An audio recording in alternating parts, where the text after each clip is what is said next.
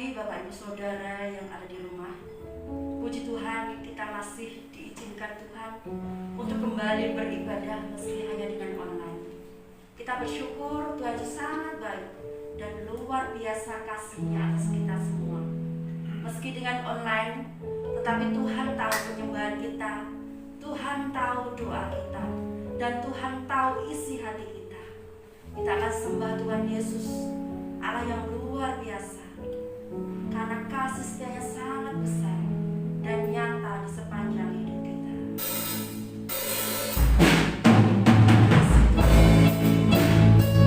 Bangga menyapa seperti itu.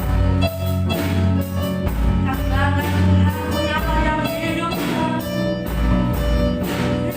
Terima kasih. Oh Yesus.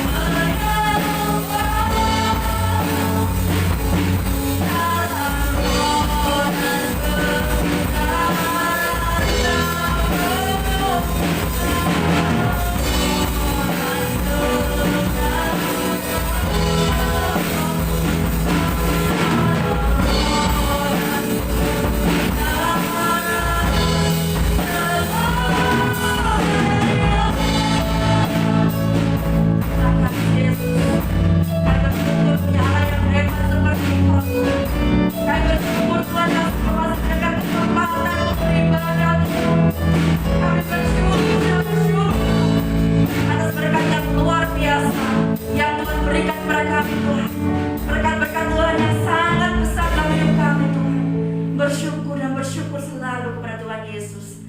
Terima kasih Bapa. Kami minta Bapak Pendeta Misael untuk membuka di dalam doa.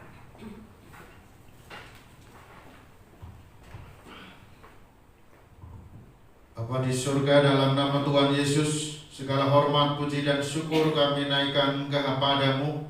Oleh karena anugerah-Mu saja sehingga pagi hari ini kami dapat melakukan ibadah secara online. Ini semua oleh karena kebaikan dan anugerah-Mu semata. Hamba berdoa menyerahkan untuk seluruh sidang jemaat yang sedang mengikuti ibadah ini di rumah mereka masing-masing atau di tempat mereka masing-masing. Berkatilah mereka Tuhan, supaya mereka bisa mengikuti dengan baik. Tuhan akan berkati supaya tidak ada gangguan dalam jaringan. Karena itu ya Tuhan, kami mohon belas kasih-Mu. Berkati kami yang ada di sini yang melayani, supaya Tuhan berikan hikmat, akal budi, kemampuan serta kekuatan. Terima kasih Bapa, kami mentapiskan ibadah kami pagi ini dalam nama Bapa, Putra dan Roh Kudus, dalam nama Tuhan Yesus Kristus, memberkati kita sekalian. Haleluya. Amin. Terima kasih, puji nama Tuhan. Kita akan bersorak-sorai untuk Tuhan Yesus. Kita berglori bagi Dia, Allah yang luar biasa dalam hidup kita. Tidak pernah ragu untuk mengikut Tuhan Yesus, karena kesetiaan kita kepada Tuhan Yesus, Tuhan memberkati kita dengan luar biasa.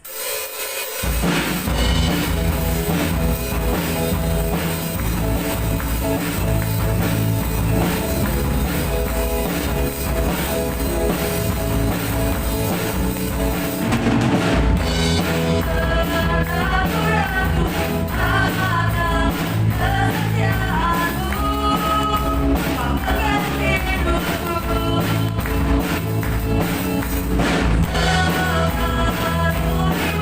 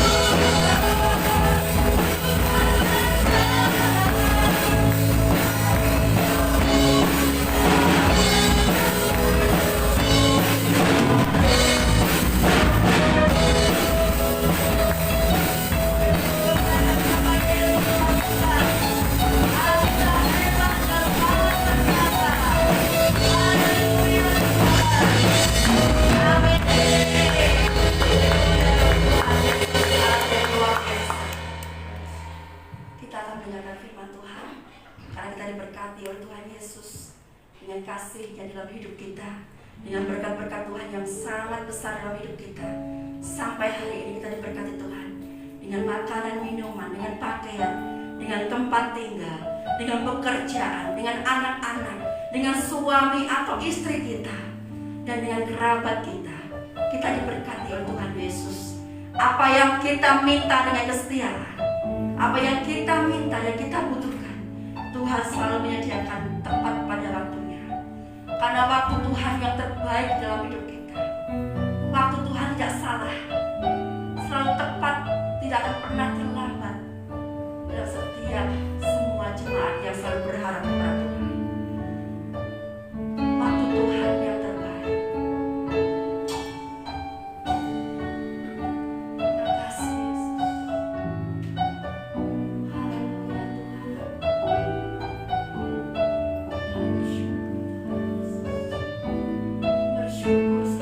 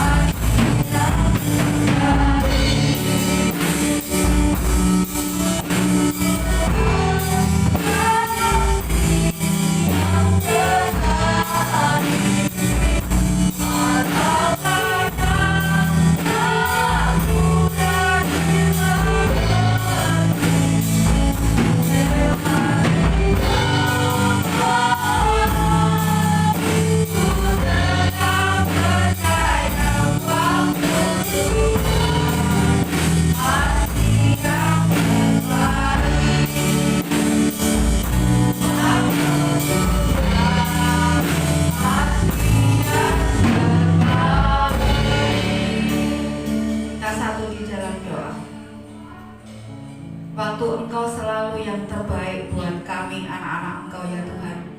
Sekalipun kami harus melewati cobaan yang Tuhan izinkan terjadi dalam kehidupan kami, Engkau punya rencana yang indah. Kami bersyukur punya Allah yang selalu merencanakan keindahan dalam kehidupan kami. Pagi ini kami merindukan hadirat Tuhan turun atas kami. Kami merindukan Tuhan hadir buat kami, sehingga kami mendapatkan lawatan Tuhan pada pagi hari ini. Sekalipun kami harus ibadah secara online, biarlah hati kami tetap percaya bahwa Tuhan hadir bersama dengan kami. Kami mau mendengarkan firman yang kudus, yang sanggup mengubah hati kami. Mari Tuhan, Engkau akan urapi hamba-Mu yang menyampaikan, dan kami semua yang mendengarkan, Tuhan akan berikan hikmat yang dari surga, sehingga kami dapat menangkap setiap pesan Tuhan, dan kami dapat menjadi pelaku firman Tuhan. Kami serahkan firman yang kudus di dalam satu nama Tuhan kami Yesus Kristus. Kami berdoa, haleluya, amin. Salam semuanya buat semua sidang jemaat yang ada di rumah, yang sekarang sedang mengikuti ibadah online. Kita akan merenungkan bagian firman Tuhan pada pagi hari ini. Tema yang akan kita angkat adalah hidup bijaksana di akhir zaman. Bapak Ibu serta saudara yang dikasihi oleh Tuhan, kita ini sedang ada di ujung akhir zaman. Ya, artinya bahwa kita sedang menanti kedatangan Yesus Kristus yang kedua kalinya. Oleh sebab itu, kita harus menyadari bahwa kita ini sedang hidup bukan di zaman awal, tetapi di zaman akhir. Kita akan melihat salah satu ayat firman Tuhan yang salah satu daripada tanda akhir zaman, ditulis di dalam 2 Timotius pasal 3 ayat 1, dikatakan, ketahuilah bahwa pada hari-hari terakhir akan datang masa yang sukar. Saya ulangi, 2 Timotius pasal 3 ayat 1, ketahuilah bahwa pada hari-hari terakhir akan datang masa yang sukar. Hari ini adalah masa-masa yang sukar, di mana kita ibadah juga susah, bertemu muka susah, ya. Kemudian kita bekerja juga susah, harus pakai masker, ya, harus jaga jarak. Kalau dahulu kita ada saudara dari jauh datang, kita senang. Tapi hari ini kita ini kalau ada saudara dari luar kota, kita sudah bingung bagaimana kita prokes seperti itu, ya. Jadi Bapak Ibu yang dikasihi oleh Tuhan, ini sadar atau tidak sadar, saya dan Bapak Ibu sedang hidup di akhir zaman. Kita tahu bahwa sebelum dunia ini berakhir, maka Tuhan Yesus Kristus yang empunya kerajaan surga akan datang kedua kali menjemput setiap orang-orang yang percaya, yang melakukan firman-Nya, yang tidak kedapatan bercacat celah, yang akan diangkat. Artinya tidak semua diangkat, ya. Oleh sebab itu, apa sih yang harus kita kerjakan dalam kehidupan ini supaya ketika Yesus datang kedua kali kita kedapatan tidak bercacat celah, ya. Jadi syarat untuk kita diangkat itu adalah kita tidak bercacat celah, menjadi pengantin yang cantik. Ya, kita ini pengantin perempuan, ya. Yesus itu mempelai laki-laki, ya. Oleh sebab itu di dalam kitab Efesus pasal 5 ayat 15 sampai 21 kita akan belajar di sana. Ada 4 hal yang harus kita kerjakan supaya kita ini menjadi orang yang bijak di dalam menyikapi kehidupan di ujung akhir zaman yang penuh dengan kesukaran, ya. Mari kita akan baca yang pertama, Efesus pasal 5 ayat 15. Ini hal yang pertama yang harus dilakukan oleh setiap orang yang percaya kepada Yesus untuk menghadapi akhir zaman. Apa yang harus kita lakukan? Hidup yang bagaimana yang harus kita kerjakan? Ayat 15, Efesus 5 ayat 15, saya akan bacakan. Karena itu, perhatikanlah dengan saksama bagaimana kamu hidup. Janganlah seperti orang bebal, tetapi seperti orang arif. Ya, saya ulangi sekali lagi. Ya, yang pertama yang harus dikerjakan yaitu memperhatikan memperhatikan dengan seksama kehidupan kita masing-masing. Bukan memperhatikan kehidupan orang lain. Loh Bu, kita kan harus saling memperhatikan. Ya, memang kita harus saling memperhatikan di dalam kasih. Tetapi Tuhan mau kita mulai introspeksi diri. Ya, kita mulai melihat diri kita. Kecenderungan manusia itu cenderung untuk memperhatikan kekurangan orang lain, ya, kelemahan orang lain, kesalahan orang lain diperhatikan, ya, sehingga sampai tidak bisa melihat bahwa balok di mata ini tidak bisa dilihat, tapi kuman di seberang bisa dilihat. Kesalahan diri sendiri tidak mampu dia lihat, tetapi kesalahan orang lain kecil bisa dilihat. Ya, jadi Tuhan mau di ujung akhir zaman ini kita introspeksi, ya, kekurangan kita, dosa-dosa yang kita kerjakan, ya, hidup kita yang tidak beres itu diperhatikan. Tujuannya apa? Supaya kita mulai memperbaiki hidup kita, mulai dandani kehidupan kita yang jelek menjadi cantik, ya. Hidup kita yang penuh dosa menjadi hidup yang kudus. Hidup yang tidak benar mulai kita belajar hidup benar.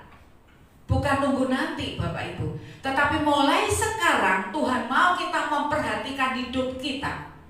Bukan memperhatikan kekurangan orang lain, kesalahan orang lain, ya, dosa orang lain. Tetapi kita mulai introspeksi diri kita sendiri. Karena Tuhan menginginkan kita menjadi mempelai yang cantik. Amin. Ya. Tuhan mau kita menjadi mempelai yang cantik. Ya. Bukan fisiknya yang cantik, tetapi manusia batinia kita. Tuhan mau kita tampil cantik. Oleh sebab itu, pagi ini dikatakan, karena itu perhatikanlah dengan seksama bagaimana kamu hidup. Jadi Tuhan mau kita memperhatikan pikiran kita.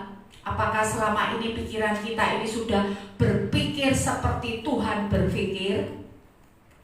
Apakah pikiran kita ini berpikir yang positif seperti yang Paulus katakan, ya, semua yang manis, semua yang baik, semua yang mulia, semua yang disebut kebajikan, ya, pikirkanlah. Apakah sudah demikian? Lalu apakah hati kita, ya, ini hati yang penuh dengan kasih-Nya Tuhan, sehingga dengan mudah untuk mengampuni orang yang bersalah dengan kita? Atau sebaliknya, hati kita penuh dengan kepahitan, penuh dengan dendam, penuh dengan kemarahan, penuh dengan sakit hati?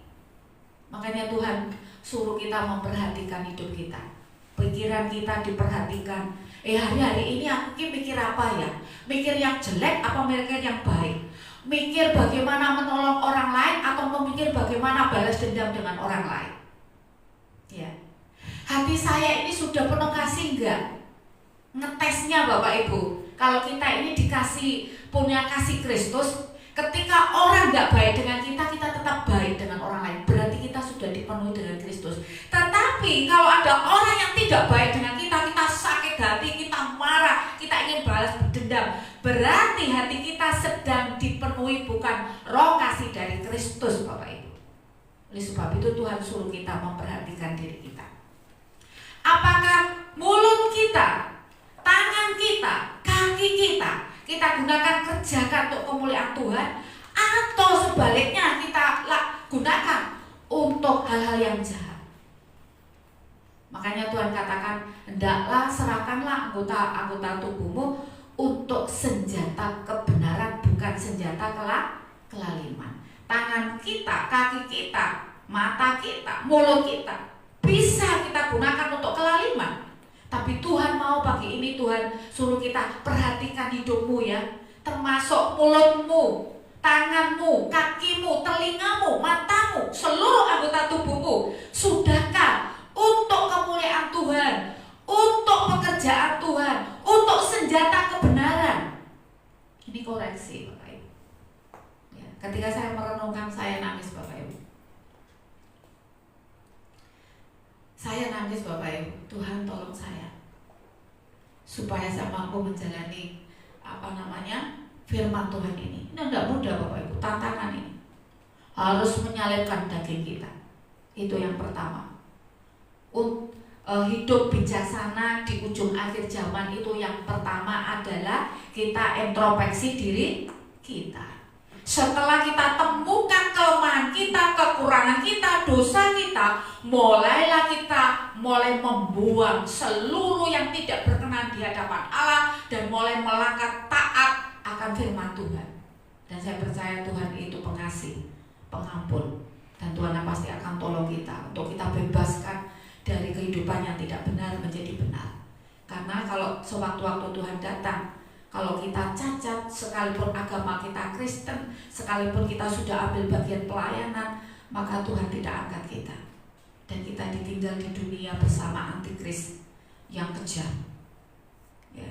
Kemudian yang kedua, mari kita akan perhatikan Efesus 5 masih 15. Dikatakan setelah koma, janganlah seperti orang bebal, tetapi seperti orang arif. Yang kedua, ya, orang yang bijaksana adalah orang yang melakukan firman Tuhan. Dikatakan di sana, hendaklah kamu jangan seperti orang bebal. Orang bebal itu adalah orang yang tidak mau menurut firman Tuhan, Bapak Ibu. Orang yang mengikuti hatinya sendiri, pikirannya sendiri, kemauannya sendiri. Ya. Orang Jawa bilang sakarpe dhewe. Semaunya sendiri. Maunya saya gini ya gini, maunya saya gini ya gini. Ya. Ini orang bebal. Dinasehati tidak bisa. Dia akan berdalih, dia orang bebal. Tetapi di ujung akhir zaman ini Tuhan mau kita menjadi orang yang arif. Orang yang arif itu kebalikan orang bebal, Bapak Ibu. Orang yang arif itu adalah orang yang mau belajar dari kesalahan. Kalau kita ingin, saya ini arif apa enggak ya? Saya ini termasuk orang bebal atau orang arif? Orang yang arif itu orang yang selalu mau belajar dari kesalahan. Ya. Tapi orang bebal, dia akan melakukan kesalahan lagi. Ya. Jatuh di lubang yang sama, itu orang bebal. Ya. Sudah tahu di situ ada lubang, dikasih tahu, "Hei, kamu kemarin kan jatuh di lubang itu. Kamu jangan lewat situ." Kalau bene saya lewat di pinggirnya, jatuh. Ya, ini orang bebal. Tapi orang arif dia tahu itu ada jurang yang bisa mencelakakan, dia tidak akan lewat di situ. Dia akan mengambil jalan lain. Ya. Tuhan mau kita menjadi orang yang arif. Ya. Orang yang arif itu kalau ditegur oleh firman Tuhan, tidak tersinggung, tidak marah. Dia mengucap syukur, saya ditegur oleh firman Tuhan. Ketika ada orang lain menasihati kita, memberikan masukan kepada kita, orang yang arif dia akan mengucapkan terima kasih untuk nasihatnya dan kemudian mulai memakai nasihat itu. Tapi orang bebal tidak mau dinasihati. Ketika nasihat itu datang, kemarahan yang akan datang, meledak-ledak. Ini orang yang bebal. Orang bebal tidak bisa dinasihati. Ya, tetapi orang yang arif itu orang yang rela dinasihati oleh siapapun, senang dinasihati. Bahkan dia mencari orang yang bisa menasihati. Ya, dia berjuang untuk bisa sebanyak-banyaknya yang menimba ilmu dari orang lain. Ya, sekalipun mungkin dia seorang yang punya status di atas, tapi orang yang arif, ketika ditegur orang, mungkin bawahannya menegur, dia tidak tersinggung. Dia akan berterima kasih. Ini orang arif. Ya. Dan Tuhan senang dengan orang yang arif. Ya. Orang yang bebal itu akan rugi, Bapak Ibu. Ya. Karena apa? Karena dia tidak akan menikmati kasihnya Tuhan. Ya. Oleh sebab itu di ujung akhir zaman ini mari kita belajar menjadi orang yang arif dan bijaksana. Ya. Orang yang arif dia menempatkan Tuhan di atas segalanya. Ya. Orang yang arif dia lebih mau mengalah dengan orang lain. Tapi orang yang bebal akan ngeyel, Bapak Ibu. Ya, ngeyelan. Tapi orang yang arif enggak. Ya. Seperti itu ya. Kemudian yang ketiga, mari kita akan melihat di Efesus 5 ayat 17. Kita baca di Efesus 5, kita perhatikan ayat 17. Sebab itu janganlah kamu bodoh, tetapi usahakanlah supaya kamu mengerti kehendak Tuhan. Dan janganlah kamu mabuk oleh anggur, karena anggur menimbulkan hawa nafsu, tetapi hendaklah kamu penuh dengan roh. Yang ketiga Bapak Ibu, bagaimana kita hidup bijaksana menjelang akhir zaman ini, di ujung akhir zaman ini. Yang ketiga adalah kita mau rela bayar harga Bapak Ibu ya. Jadi sekalipun surga itu gratis Bapak Ibu, tetapi selama kita hidup di dunia ini, kita harus rela bayar harga. Harganya apa? Dikatakan di sini. Sebab itu janganlah kamu bodoh, tetapi usahakanlah. Kata usahakanlah berarti kita tuh tidak diam diri Bapak Ibu. Ada sesuatu yang kita kerjakan selama numpang di dunia ini ya. Mengusahakan apa? Mengusahakan untuk kita mengerti kehendak Tuhan.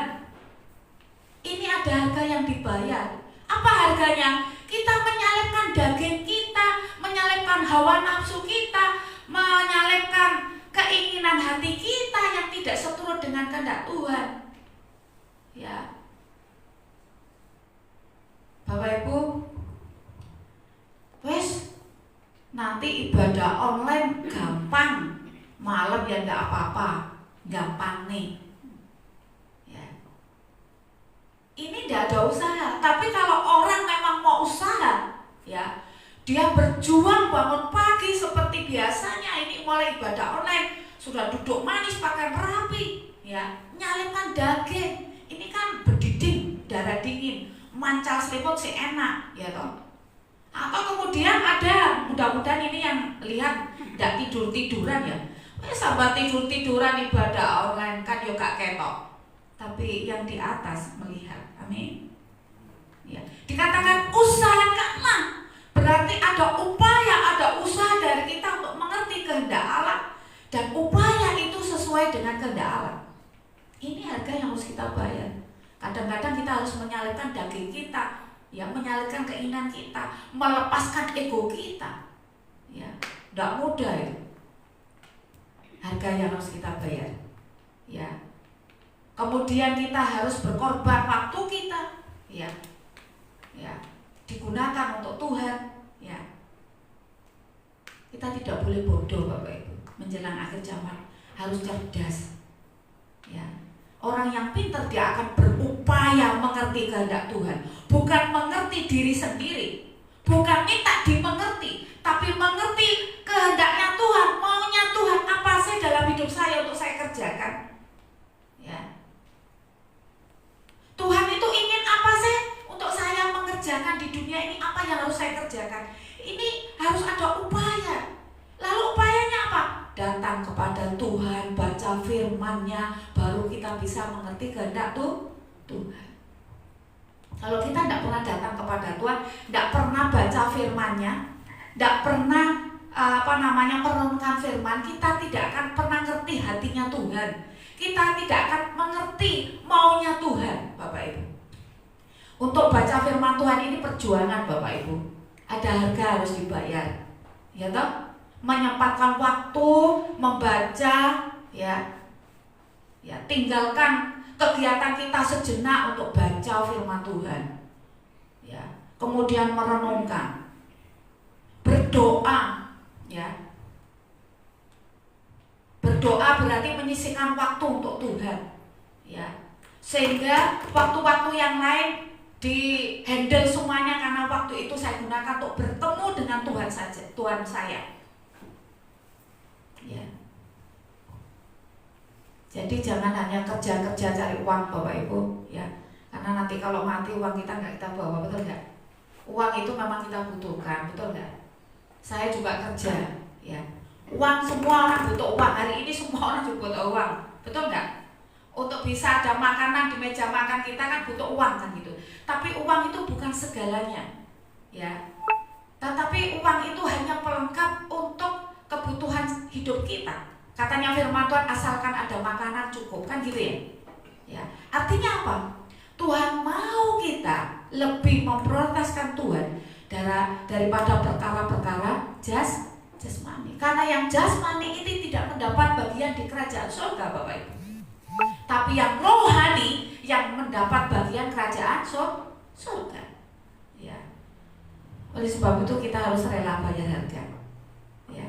Kemudian yang kedua, ya, di ayat yang 18 katakan, dan janganlah kamu mabuk oleh anggur, karena anggur menimbulkan hawa nafsu, tetapi hendaklah kamu penuh dengan roh. Ya. Hidup penuh dengan roh, dengan rohnya Tuhan. Ya. Itu harus berjuang, Bapak Ibu, melawan dosa. Ya. Apa yang bertentangan dengan firman Tuhan kita harus katakan no, tidak. Ini tidak mudah, Bapak Ibu. Ya. Ngomong gampang tetapi melakukan tidak mudah. Perlu kekuatan Roh Kudus untuk kita mengatakan tidak di atas tidak, iya di atas iya. Ya. Dan ini perlu bayar harga, Bapak Ibu. Ya, melawan dosa itu perlu bayar harga. Ya. Jadi ketika saya pelayanan keluarga Bapak Turahman almarhum, ya, dulu pernah saya layani tetapi tidak terbuka gitu ya. Tapi kekuatan Roh Kudus luar biasa sehingga hari itu terbuka. Untuk melawan kuasa setan itu loh Bapak Ibu, tidak mudah itu. Ya. Kemudian saya bilang sudah Pak semuanya Pak, jimat-jimat sudah Bu, di pondok itu ya keris-kerisnya. Nah ternyata itu masih banyak Bapak Ibu. Ya, masih banyak. Kemarin itu kumpul semua anak-anaknya, kemudian semua harus bersih. Kalau enggak, ya ini akhir zaman, Tuhan Yesus datang kedua kali, kita tidak diangkat. Yang masih punya belum pelepasan kuasa kegelapan, kita ditinggal gitu. Ya kalau ditinggal saja diberi kesempatan untuk perbaiki diri. Kalau enggak, ya kita mati masuk neraka. Saya bilang gitu. Waduh, enggak mau Bu Messi. Nah, akhirnya semua cerita. Ini tinggal satu yang anak yang paling kecil itu karena nggak tahu, jadi nggak dibawa, ini masih di Surabaya gitu ya. Tapi sudah kami doakan mudah-mudahan nanti setelah pandemi bisa diambil dan diserahkan kepada kami ya. Ya, jadi Bapak Ibu yang dikasih oleh Tuhan. Jadi kami bawa mereka sudah Pak Bu, bawa aja, kami tidak berani gitu. Jadi kumpulkan masih banyak ternyata. Ya. Untuk melawan dosa itu loh Bapak Ibu, itu berat gitu. Kalau bukan kekuatan Roh Kudus tidak bisa. Ya. Oleh sebab itu dikatakan di sana, janganlah kamu mabuk oleh anggur, ya. Sehingga nasihat firman Tuhan katakan jangan mabuk oleh anggur karena menimbulkan hawa nafsu. Ya. Ini perjuangan Bapak Ibu. Ya, hidup ini sebuah perjuangan. Ya. Kalau orang yang nggak pernah minum anggur, nggak pernah mabuk, nggak masalah. Tetapi kalau orang sudah terjun dalam lingkungan suka mabuk, itu untuk keluar dari mabuk seperti orang narkoba itu sebuah perjuangan, harus bayar harga. Ya. Banyak orang yang sudah mau bertobat dari narkoba, tapi kemudian dia bergabung lagi dengan teman-temannya, dia tidak mampu untuk menolak, kena lagi seperti itu. Ya, makanya Tuhan mau kita rela bayar harga. Ya, seperti orang merokok itu loh. Ya, gak kumpul sama temannya bisa gak merokok, tapi ketika dia kumpul sama temannya ditawari, gak berani menolak, sungkan, akhirnya merokok. Oleh sebab itu Tuhan katakan, ya, bukan di sini. Wah, ada yang komentar gini, Alkitab kan gak ada tulisan jangan merokok Bu. Ya memang gak ada tulisan, tapi tubuhmu adalah bait Roh Kudus. Masa Tuhan Yesus itu dikeplusi rokok terus Wong kita itu lah ada tamu pejabat, boleh nggak di depan merokok? Di depan pejabat merokok boleh nggak? Pada acara-acara kedinasan seperti itu, ada nggak yang merokok? Nggak ada. Ya, di PKK kan sering ada acara-acara gitu ya, pejabat-pejabat itu wali kota dan semuanya datang gitu kemudian disambut. Nggak ada. Ya, yang merokok di depannya Pak Wali Kota, kemudian sambil ngomong, mari Pak, ya makannya dimakan, sambil nggak ada seperti itu. Loh, ini di hati kita ini ada Tuhan Yesus, ya ada yang berdalih hati, tapi itu udah ada narkoba, tulisan narkoba, jangan narkoba, jangan merokok, nggak ada memang. Yang ada jangan minum anggur seperti itu. Tetapi tubuh kita ini bait Roh Kudus, Bapak Ibu. Ya. Hidup harus penuh dengan Roh. Ada harga, mau bayar harga, maka kita akan menjadi orang yang bijak. Yang terakhir, di ayat 19 dan 20 saya akan baca. Dan berkata-katalah seorang kepada yang lain dalam mazmur, kidung, puji-pujian dan nyanyian rohani. Bernyanyilah dan bersoraklah bagi Tuhan dengan segenap hati. Ucaplah syukur senantiasa atas segala sesuatu dalam nama Tuhan kita Yesus Kristus kepada Allah dan Bapa kita. Yang terakhir, bagaimana kita hidup bijaksana menjelang akhir zaman ini? Menjaga perkataan, Bapak Ibu. Ya. Jaga perkataan. Seringkali terjadi pertengkaran hebat disebabkan oleh lidah. Di rumah, di kantor, di sekolah, di masyarakat ada perselisihan, ada pertengkaran, itu karena lidah. Ya, perkataan yang tidak bijaksana diucapkan bisa menimbulkan masalah yang besar. Apalagi kalau yang berbicara itu pejabat, itu akan punya pengaruh.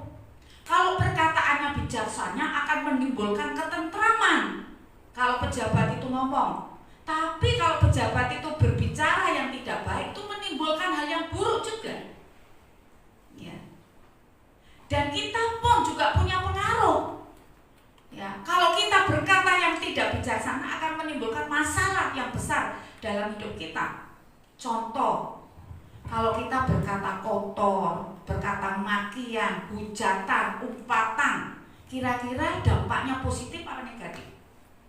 Sangat negatif bagi orang yang ada di sekitar kita. Ya. Makanya Tuhan katakan, dan janganlah kamu, dan berkata-katalah seorang kepada yang lain dalam mazmur. Lalu apa yang harus kita katakan? Kita disuruh ngomong satu dengan lain, ya, itu dengan mazmur, puji-pujian, dengan nyanyian rohani. Artinya apa? Kita disuruh berkata yang bisa membangun orang lain, menguatkan orang lain, seperti mazmur, seperti pujian-pujian rohani, pujian-pujian kepada Allah. Itu intinya, syairnya, kata-katanya itu untuk membangun, menguatkan, bukan menjatuhkan, bukan menjelekkan. Paham ya Bapak Ibu? Menjaga perkataan kita, kita disuruh berkata-kata kepada satu dengan yang lain dengan mazmur, puji-pujian, dengan nyanyian rohani. Artinya perkataan kita ini yang keluar harus perkataan yang membangun orang lain, bukan membuat shock orang lain, bukan mematikan orang lain, tapi membuat orang menjadi semangat. Tuhan mau kita menjadi motivator bagi orang lain. Amin. Ya. Kemudian dikatakan di dalam Efesus 4 ayat 29, supaya kita stop perkataan kata, dikatakan janganlah ada perkataan kotor keluar dari mulutmu, tetapi pakailah perkataan yang baik untuk membangun di mana perlu, supaya mereka yang mendengarnya beroleh kasih karunia. Dilarang loh kita ngomong kotor. Miso itu dilarang loh. Ya. Kalau kita miso, kita berkata kotor, itu berasalnya dari mana? Dari iblis, bukan dari Tuhan. Karena Tuhan melarang, janganlah ada perkataan kotor keluar dari mulutmu, tetapi pakailah perkataan yang baik. Suruh ngomong yang baik sama Tuhan di ujung zaman, akhir zaman ini. Artinya apa? Yang orang suka miso-miso, Yesus Tuhan datang kedua kali, diangkat enggak? Ya enggak diangkat, mau enggak melakukan firman Tuhan.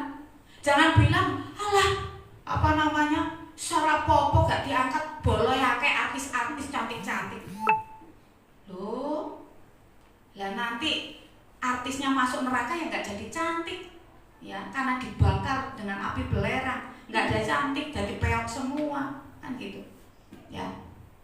Kemudian Matius 12 ayat 36 dikatakan, setiap kata-kata sia-sia yang diucapkan orang harus dipertanggungjawabkannya pada hari penghakiman. Bapak Ibu, ternyata surga itu dikasih gratis, tetapi ada bagian saya dan Bapak Ibu untuk bisa mengusahakan yang terbaik dalam hidup itu. Dikatakan apa? Setiap kata-kata sia-sia. Kata-kata sia-sia itu apa? Apa saja? Ya, kata-kata sia-sia itu apa saja? Kata-kata kotor, umpatan, makian, hujatan, itu sia-sia. Tidak ada dampak positifnya sama sekali, merugikan semua orang. Ya, dikatakan sana yang diucapkan orang harus, kata harus itu tidak bisa dinego, wajib dipertanggungjawabkannya pada hari penghakiman, di mana Yesus Kristus akan menjadi hakim bagi seluruh umat manusia tanpa memandang suku, ras, dan agama. Gak ada namanya agama Kristen, GKM Adonai. Saya sudah rajin ke gereja, gak pernah bolong.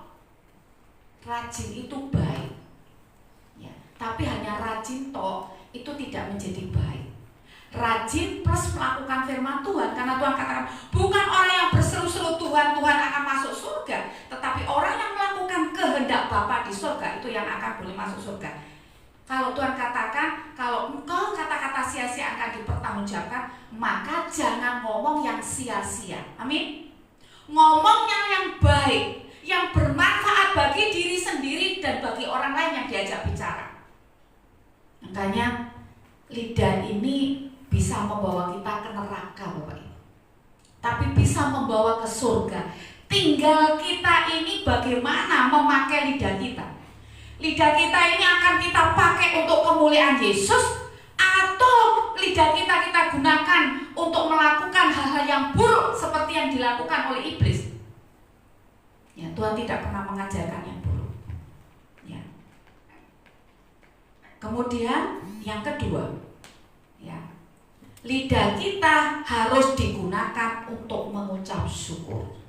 Dikatakan di sana ayat 20, ucaplah syukur senantiasa. Kata senantiasa ini terus menerus, baik dalam kondisi baik atau tidak baik. Saat kita punya uang, tidak punya uang, saat kita susah atau senang, saat kita ini sehat atau sakit, maka tugas dan tanggung jawab saya dan Bapak, Ibu, dan Saudara adalah mengucap syukur kepada Yesus Kristus, Bapa dan Roh Kudus.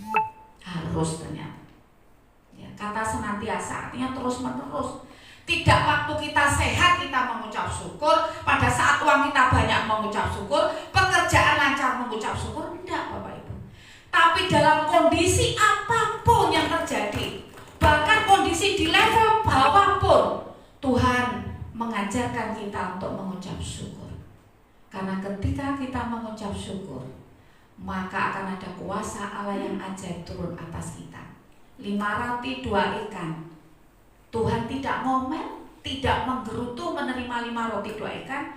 Diangkatlah 5 roti 2 ikan, mengucap syukurlah Tuhan Yesus, dan di situ terjadi mujizat yang luar biasa.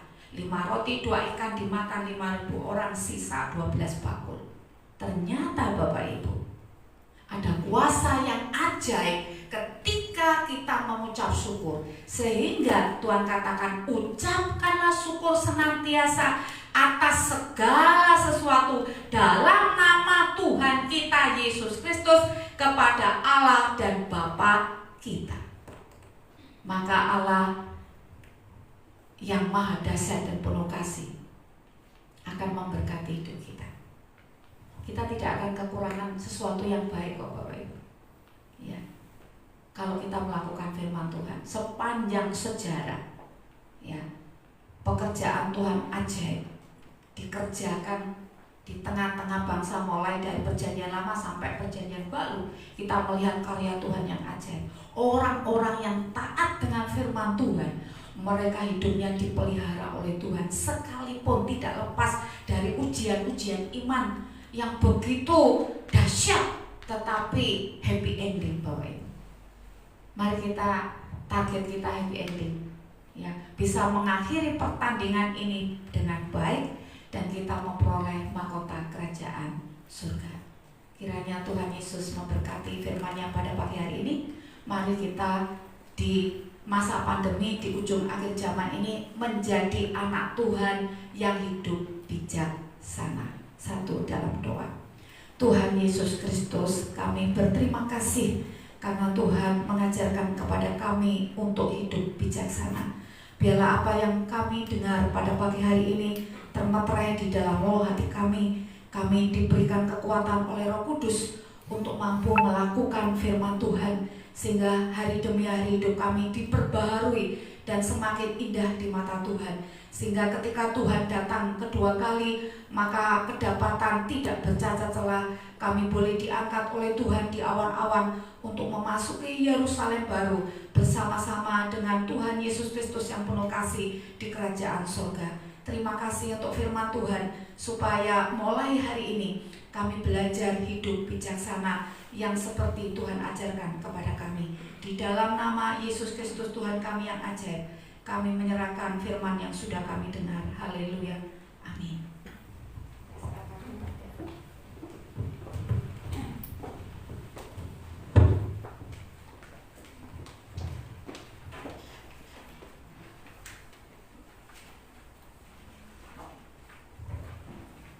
Terima kasih atas firman Tuhan yang disampaikan oleh hambanya Pendeta Misal.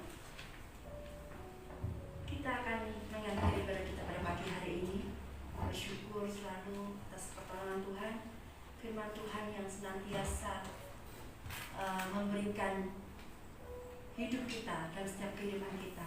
Kita jaga lidah kita jaga lidah dengan benar-benar, maukah kita ke surga ataupun kita ke neraka. Itu keputusan kita hari ini. Mengikut Yesus, ada berkat yang luar biasa yang Tuhan izinkan di surga yang mulia. Kita akan berdoa syafaat. Kita akan satu dalam doa. Yang pertama, kita doakan untuk kota kita secara khusus Madiun. Berdoa untuk negara bangsa kita Indonesia. Berdoa juga untuk seluruh saat ini masyarakat Indonesia yang saat ini menghadapi situasi saat ini, baik perekonomian mereka, baik rumah tangga mereka, apapun yang mereka hadapi saat ini. Mereka yang saat ini terpapar oleh virus COVID-19, Tuhan akan pulihkan, Tuhan akan jamah. Mereka yang saat ini menghadapi isolasi mandiri di rumah maupun di rumah sakit ataupun tempat-tempat isolasi, kita berdoa biar Tuhan menguatkan iman mereka. Mereka tetap setia di dalam Tuhan. Kita akan satu dalam doa. Segala puji syukur hanya bagi Engkau Bapa. Saat ini Tuhan, kami berdoa secara khusus untuk setiap anak-anak Tuhan, setiap masyarakat yang ada di Indonesia maupun di Madiun, ataupun seluruh jemaat-jemaat Tuhan yang ada di seluruh Indonesia ini Bapak. Mereka yang saat ini menghadapi Tuhan menjadi korban COVID-19 Tuhan, mereka yang terpapar dan sakit karena virus pandemi ini Bapak. Kami berdoa kepada Engkau Tuhan Yesus, Tuhan menjamah mereka Tuhan. Tuhan memulihkan keadaan mereka saat ini Bapa. Tuhan akan berikan kekuatan dalam fisik mereka Tuhan. Mereka sabar Tuhan dan mereka kuat Tuhan bersama dengan Engkau Tuhan Yesus. Berdoa secara khusus Tuhan untuk hamba-Mu keluarga Ibu Eni sama Pak Kaleb Tuhan yang saat ini di rumah sakit Tuhan. Berikan kekuatan khusus pada Pak Kaleb Bapak, sehingga beliau bisa kembali bermain kembali Tuhan. Fisiknya kembali sehat oleh karena tangan kuasa-Mu yang ajaib Bapak. Berdoa untuk Bu Eni dan Bu Mas Hendri Tuhan yang juga mengikuti isolasi mandiri Tuhan karena terpapar COVID Bapak. Berikan ketegaran Tuhan, berikan kekuatan juga Tuhan. Tetap berharap dan setia kepada Engkau Tuhan Yesus. Tuhan, kami percaya bahwa Tuhan tidak akan pernah meninggalkan anak-anak Engkau Tuhan yang selalu berharap kepada Engkau Tuhan. Berdoa untuk semuanya yang saat ini kami tidak tahu Tuhan keberadaan mereka Tuhan, di mana mereka mengadakan isolasi mandiri ataupun mereka saat ini di rumah sakit Bapak. Tuhan pulihkan, Tuhan sembuhkan dalam nama Yesus Tuhan. Kuasa-Mu yang luar biasa dan ajaib Tuhan, memulihkan keadaan mereka Tuhan, menyembuhkan sakit penyakit mereka Bapa, dan akan menghancurkan virus bakteri yang ada dalam tubuh mereka Tuhan. Kami percaya Tuhan Yesus tidak akan tinggal diam. Tuhan akan pulihkan Tuhan kesehatan mereka Bapa.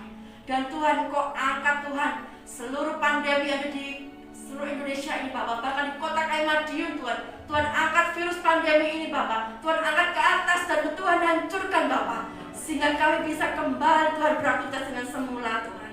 Engkau tahu saat ini Tuhan kondisi negara kami Tuhan, Engkau tahu kondisi kota kami saat ini Bapak. Kami berharap hanya kepada Engkau saja Bapak. Tuhan tidak akan pernah tinggal diam, Tuhan tidak akan pernah meninggalkan kami, tetapi Tuhan selalu ada bersama dengan kami Tuhan. Tuhan, kuasa-Mu sangat hebat Tuhan. Pertolongan Tuhan selalu tepat pada waktunya, tidak akan pernah terlambat Tuhan Yesus. Terima kasih Bapa. Terima kasih Tuhan Yesus. Berkati sedang jemaat Tuhan yang saat ini mereka beribadah Tuhan hanya melalui media sosial Tuhan, melalui Facebook, melalui YouTube Tuhan, atau melalui Instagram Tuhan, ataupun melalui WhatsApp Tuhan, entah melalui apapun juga Bapak. Mereka mengikuti ibadah Bapak, tapi biarlah mereka beribadah dengan sungguh-sungguh Tuhan, mencari pengharapan di dalam Engkau Bapak. Tuhan Yesus, kami percaya Tuhan Yesus memberkati setiap kami Tuhan, anak-anak-Mu Tuhan, baik anak-anak kecil Tuhan, remaja, pemuda Tuhan, orang-orang tua Tuhan, lansia Tuhan, semuanya tanpa terkecuali Tuhan. Seluruh sidang jemaat GKI Adonai Bapak, Tuhan jamah, Tuhan berkati Tuhan dengan berkat-berkat yang luar biasa yang tidak pernah habis mereka terima Tuhan dari Tuhan Yesus. Terima kasih Tuhan Yesus. Kami bangga punya Allah yang hidup seperti Engkau. Bila doa syafaat kami Tuhan, kami perlasannya di dalam nama Yesus. Haleluya. Amin. Kita akan mengakhiri ibadah kita pada pagi hari ini. Seluruh jemaat Tuhan selalu percaya bahwa Tuhan Yesus ada bersama dengan kita.